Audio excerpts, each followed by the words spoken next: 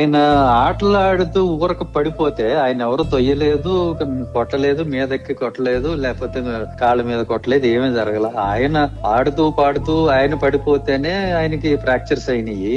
అంటే ఆయనకి అంత లో బోన్ డెన్సిటీ ఉంది, అంటే సున్నితమైన బోన్స్ ఉన్నాయి. ఊరికే ఇలాంటి పుట్టుకుని ఇరిగిపోయేటువంటి బోన్స్ అవి, రైట్. మరి అలాంటప్పుడు ఆయన చెప్పినట్టు ఆయన గుండెల మీదకి ఎవరన్నా ఎక్కువ కూర్చుంటే ఆ బోన్స్ అన్ని పటపటమని ఇరిగిపోవాలి కదా 100 కేజీల మనిషి. రెండవది ఆయన గనక కాళ్ళ మీద పట్టుకుని నిజంగా అంతసేపు కొట్టుంటే ఒక ఎముక మిగులుతుందా అలాంటి కండిషన్ ఉన్న మనిషికి?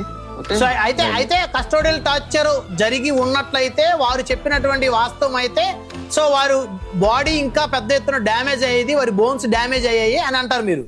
ఒక్క బోన్ కనపడేది కాదు సవ్యంగా. ఆయన ఎక్కడైతే ఆయన కొట్టారంటున్నారో ఆ పార్ట్స్ లో ఉన్న ఏ ఒక్క బోన్ కూడా సరిగా ఉండేది కాదు, అన్ని ఫ్రాక్చర్స్ అయి ఉండేది. ఒక అభియోగం మా మీద పదే ఒక అబద్ధాన్ని మా మీద రుద్దుతున్నప్పుడు దానిలో నిజాలు ఏంటి అనేది చెప్పుకోవాల్సిన బాధ్యత మా మీదే ఉంటుంది. నా తరపున మీరేం చెప్పరు కదా రేపు. అవును, అంతే కదా. అవును, I have to defend my self.